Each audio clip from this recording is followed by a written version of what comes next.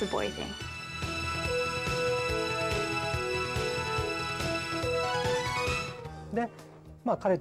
I formed a company with Mr. Kazunari Tomi, and the company's name is Studio Alex. We went to Game Arts to promote our business, and we told them we would like to make an RPG game with a compelling story that was something different from other games that existed at that time. After playing the Lunar game, if people would say, we have to live in a more positive fashion, live our lives looking to the future, that is the kind of game I wanted to make. This was the motive that inspired the Lunar game. You had this great story, these characters that you cared about, and you were interested to see how they got together at the end, Alex and Luna. It played out more like a movie than a game because of the animated sequences along the way. It kept getting the player back into the game. A large percentage of the games that come to the U.S. Originate in Japan. They start in Japan and they're reworked for the U.S. audience. We were the first independent CD-ROM publisher in the U.S. So I'd heard about Lunar, and I really had no preconception about what it was. I was thinking of some sort of moon game. When we saw the Sega CD version of Lunar, we knew that that was a game we wanted to do. It was a great game. They had a CD-ROM system that was single speed, 150K a second. You could only spool so much data off of that. So you couldn't get really involved animations. You had a limited amount of video memory, a limited color palette. There was lots of limits. Games with good stories cannot be made without CD-ROM. And because of that, Lunar started with Sega CD, then a Saturn version, and then the PlayStation version. Whenever there's a better means of expression available, we will use it to express things better, and that's why we made the PlayStation version. People might ask a question such as, which version is the authentic version? Sega CD or Sony PlayStation? Or is there any difference? But I think they both reflect the story of Lunar. I believe the Lunar world actually exists.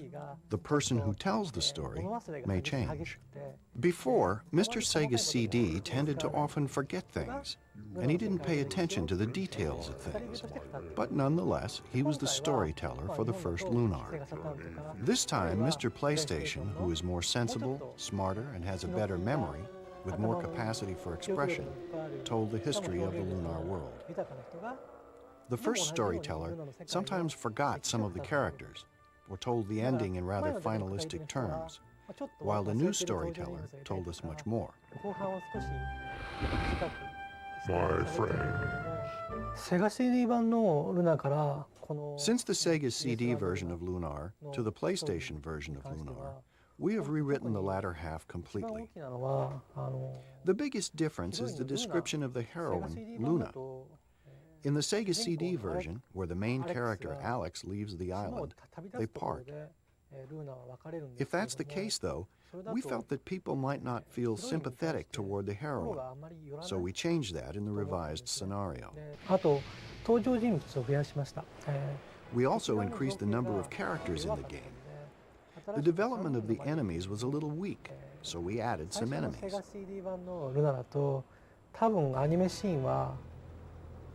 I believe there were only 2 or 3 minutes of animation for the original CD version, but now there's about an hour of animation.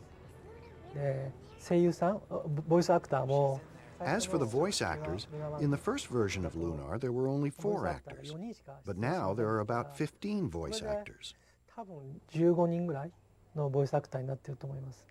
In terms of imagery, there was quite a bit of upgrading, so there's almost no comparison.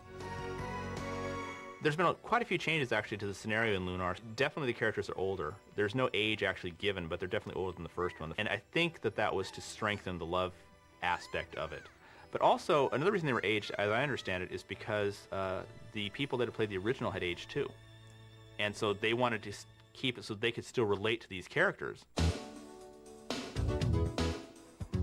Wokusan, his art designs are great. Huge fan of what he's actually done with the Lunar characters and what he's also done with anime, because he doesn't just do game characters. He actually is involved with manga and anime. He's done some very popular stuff in Japan, like Giant Robo animation series. As for special training, I really haven't done anything such as going to a specialized animation school or learning from someone else in particular. Everything I learned by actually doing work. To design the costumes, I suppose I was inspired by what I saw in movies, magazines, and people around the city. For instance, the scarf Luna wears is an idea that was inspired by a nurse's outfit at the dentist I was going to at that time. This is the storyboard for the Silver Star story. There are about 45 to 46 scenes here. Once this is accepted, we start the actual animation by placing orders for the scenes to animators.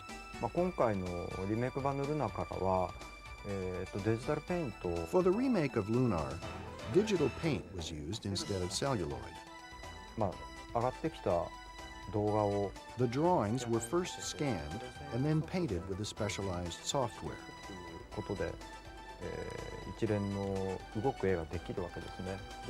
And sequenced as movie clips.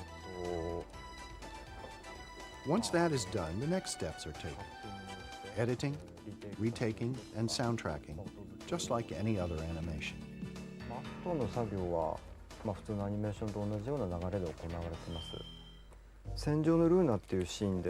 Computer graphics, CG, was used a lot in the scene of Luna on the boat, such as this part where the ship moves. The ocean is a regular 2D background. The ship is mostly all CG. Also, these night bugs, somewhat like lightning bugs, are done in CG.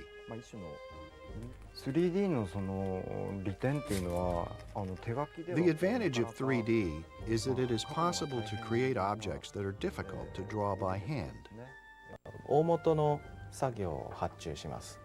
First, we give the layout to the 3D person, who creates something that moves like this. We print that out as a wireframe, and we give that printout to the animator. For one scene of Luna singing, there was this much printout. We gave it to the animators, and we asked them to complete it within a week or so, but it actually took 2 months. The 3D CG was rendered using soft image. We combine images rendered by soft image with the images that are colored with the Macintosh. Then we do partial touch-ups. We then complete the process using QuickTime, etc. We edit the QuickTime movies using Adobe Premiere.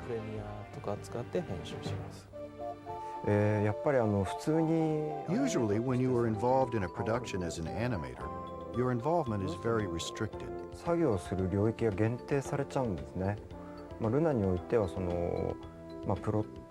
But in the case of Lunar, I was able to be involved in not only the plot, but also the scenario, and even part of the game making.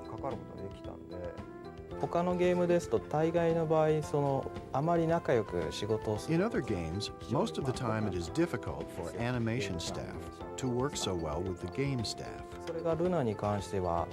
With Lunar, we could both work well together, argue well with one another.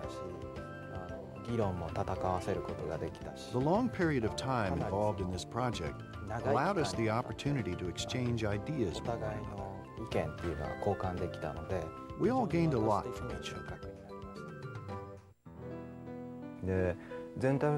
Objectively speaking, the boat song is not a scene that is directly related to the game. When our schedule was getting a bit tight, it was suggested that we cut it for that reason. By having that scene, I thought it would be possible to show Luna's spirit through a more interesting approach than those used by typical games or animated illustrations. I insisted very strongly to keep this scene.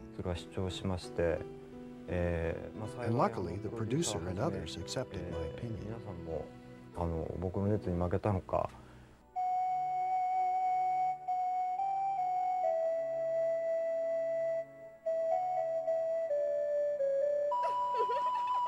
music makes up the world of Lunar.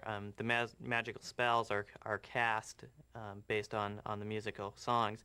And that's pretty much your first scene with Luna, is she is singing. So the music is a very important part of this game.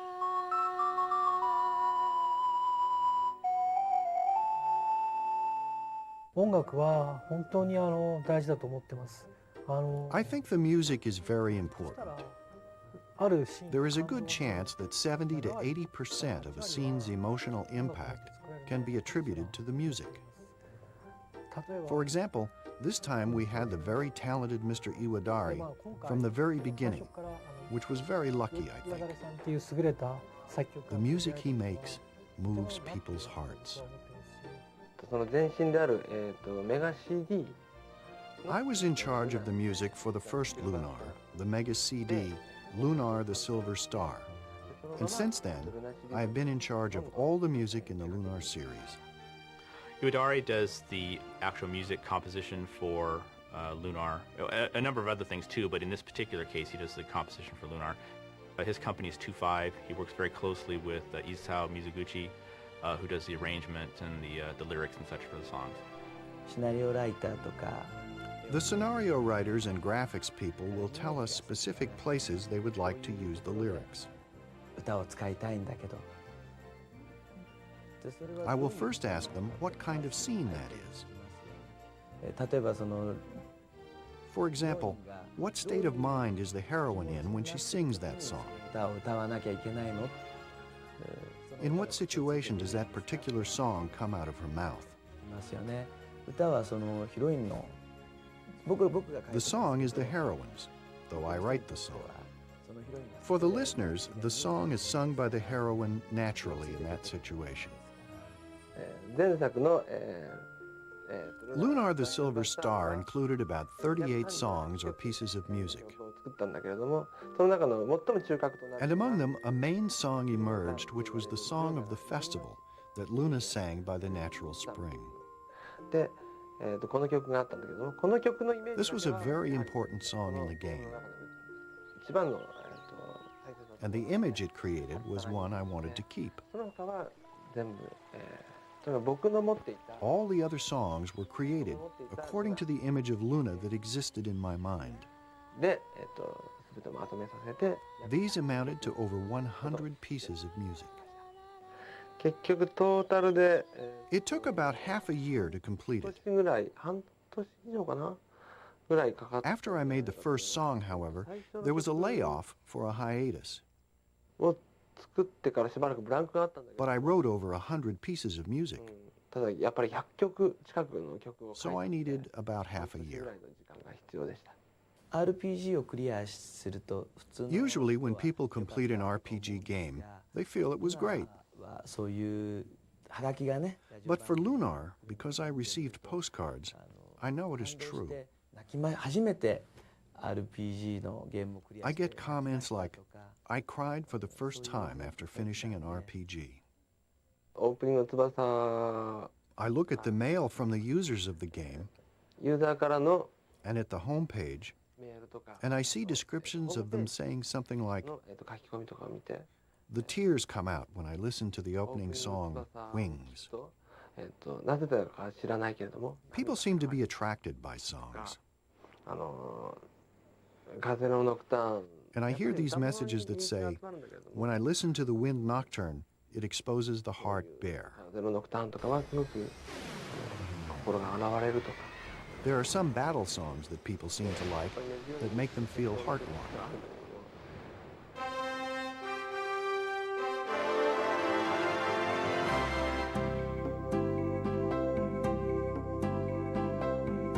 Things you have to isolate when you're looking at a Japanese game, as far as what's its suitability for the U.S., is the language, because there is some stuff that's acceptable in Japanese language even, that you can't use in the U.S. without getting a stern rating. For example, in Cosmic Fantasy II, which is one of the games we did for TurboGrafx, which is a pretty innocent game overall, there was a scene where one of the characters flipped off another one in a close-up.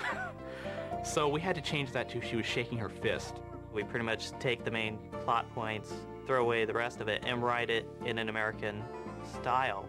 with a bunch of cultural references that people can relate to. Even though it's set in this mystical world, you still have these pop cultural references that allow you to get an attachment to the characters.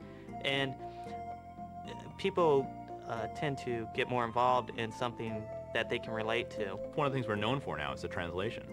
The quality translation, the fluid way that people speak, the natural way that people speak. If we hurry, we may be able to sneak in without waking the dragon. Then we can get a fantastically huge diamond from its lair worth thousands and thousands of silver, making us filthy, stinking rich and very popular in the process.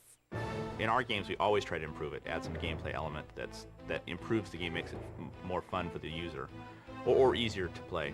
We added some personality to some of the characters, like Mite's lab. You had this guy in this tower, this inventor, and he's all up in this tower, and you have to go through this huge thing to get this maze to get up there. And we're like, well, why was he so isolated? You know, he's like a hermit, a recluse. And so in the US version, which wasn't in the Japanese one, we had him suffering from tremendous body odor. So that's why he had to be isolated. And so he makes comments of that ilk. Trespassing, go away! I'm sort of a professional hacker, right? They've already written the code, but it doesn't really work for English. They have, the Japanese character set has thousands, tens of thousands of characters, whereas in English we have a relatively small defined set of characters, but the words tend to be longer because it takes more characters to express a thought. They gave us a space of 38K to actually put all the text for a particular section of the game, and the English text can get up to 72K in size, so I had to write data compression to squish that text down so it would actually fit into memory, and that's been a major battle for me.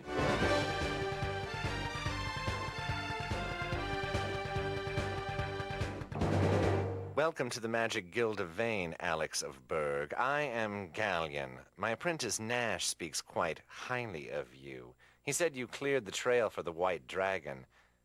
I didn't make it. The actors for the first one were John Truitt, who's the voice of Galleon, probably the most well-known of all of them. He said you cleared the trail of the White Dragon. Is that true?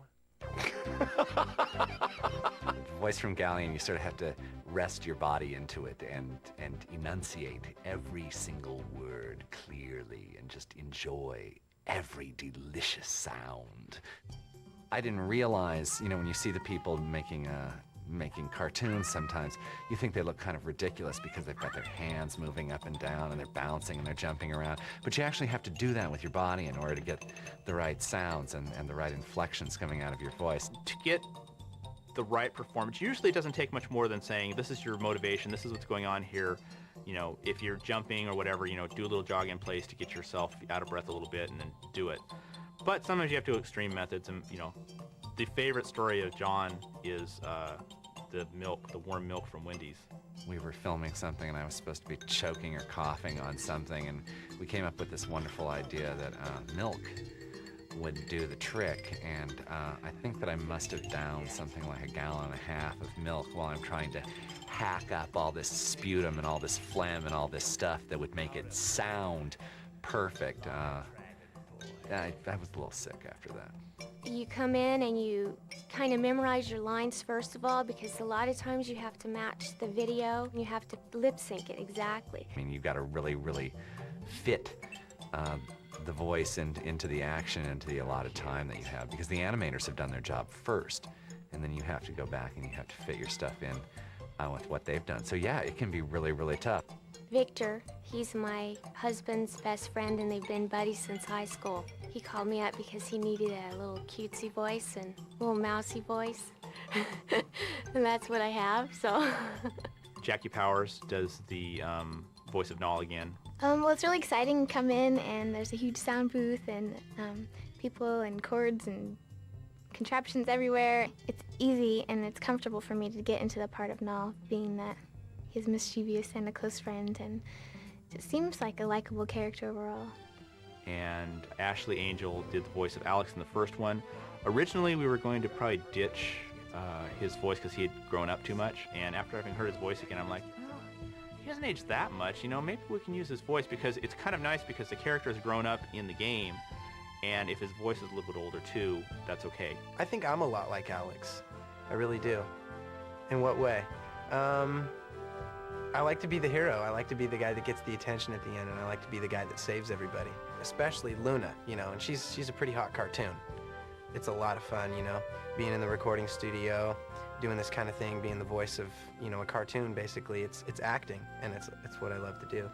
And then Hal De La Housse does the voice of Quark, which is best dragon voice hands down ever. Cinema anywhere, take your pick. It's a great dragon voice. He's pitch shifted, obviously, but he has a nice rumble to his natural speaking voice so that when he talks, it's just grr, comes right out. You are the first adventurers to visit me in a long time. A dragon is huge, and it's needed to sound huge. So by pitch shifting his voice down, and of course usually in most cases the dragon's in this nice big cave, and so that lends itself to some nice big reverb, and when we get done with it, you believe that is the dragon's voice. In the case of Null, we pitch shifted her voice higher in order to make it sound like it was coming out of a little creature rather than out of a normal woman's voice. It also helped mask whether or not it was male or female. Alex, couldn't you hear me? I've been flying around for the last half hour looking for you. But I should have known you'd be here. Try a little more. A little more like you knew where it was. Alex, couldn't you hear me? I've been flying around for the last half hour calling for you. But I should have known you'd be here.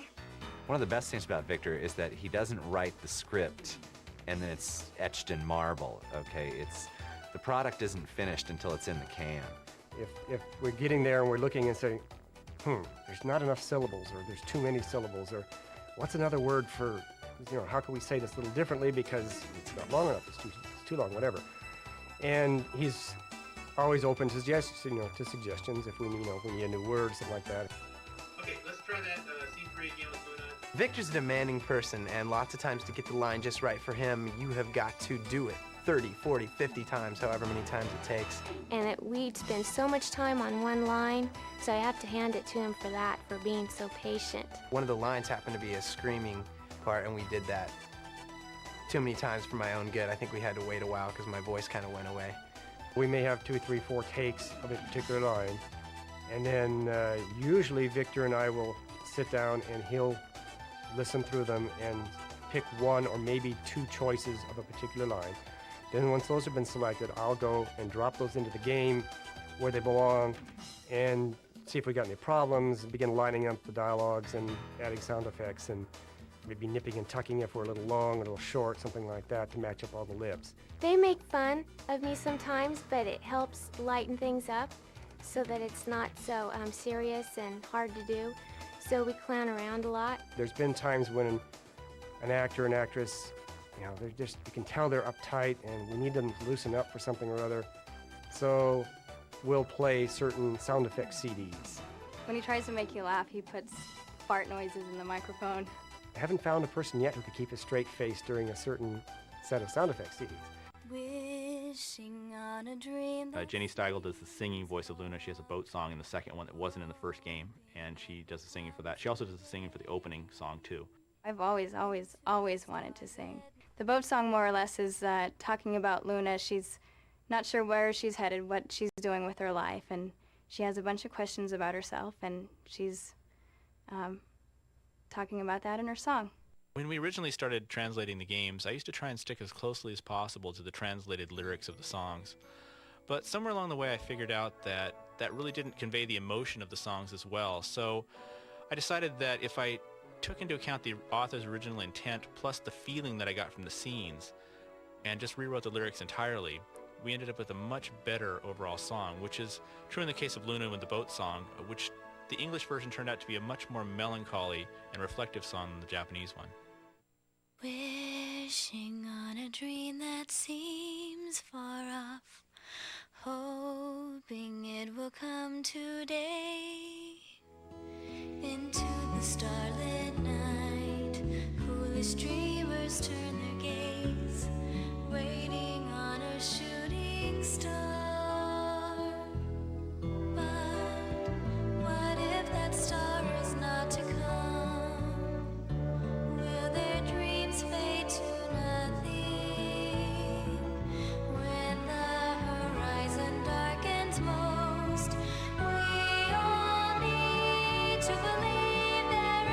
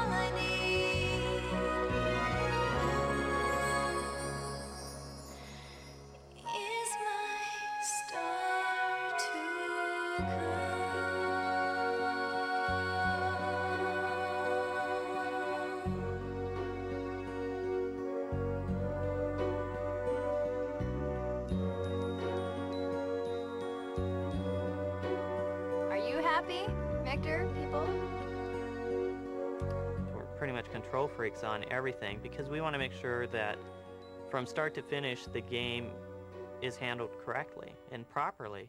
By doing this deluxe packaging that we're doing, it becomes a collector's item. We have people that still have our packaging from TurboGrafx, still have our games from Sega CD, and they keep them because it was great packaging. And with Lunar being the great game that it is and one of our personal favorites that we've done, we wanted to create packaging that the consumer wanted. We play games. We're fans ourselves. We just happen to be fans who make games. Pretty much that's a standard requirement for being an employee at Working Designs is you have to like games and you have to play the games. When I've played the game, it's probably been the biggest thing of realizing, hey, we did some good work here. You know? We're able to sit back and look at it. とにかくルナの各プロデューサーは Each producer involved with Lunar sought such a high level. こう描いていくかということには随分神経を使ってきましたし、まあルナが好きだと言って。 I feel that the people who are very fond of Lunar are able to sense that fact in some way or another from the production. からうまくこう受け取ってくれてるのかなっていう気がしてますけども。求めてるレベルが非常に Everyone demanded such a high level. When it was all done, I felt such satisfaction to show everyone the finished project. It's a huge privilege to be able to be a part of that. And it's a good memory to make, something to tell my children about. I think this re-release of Lunar is going to be big.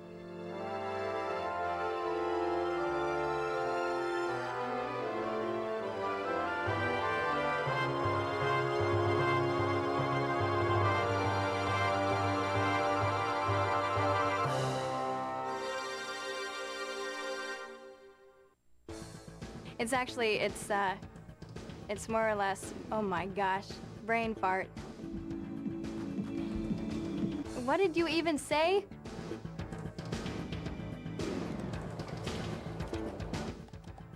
Take two. Yeah, 3. Good, look busy.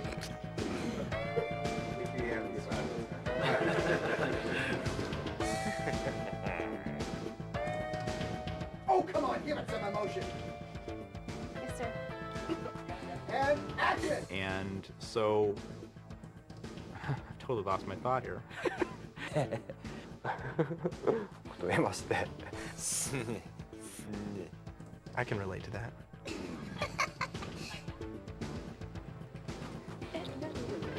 Molesting the goddess Athena, it's all so exciting. He's dead based on the fact that he lost his life. Let's do that one more time, please. He's dead because he died. But that's a spoiler. Don't use that. Okay. It was really good. I got a nice shirt out of the whole thing, which is kind of cool. You know, I can say, hey, you know, I was in that game. I won't have a nice car to drive or any other clothes to wear, but I'll have the shirt. You didn't hear that, did you? She was just this bodacious, pink-haired bimbo. And then, well, that's pretty much it, actually.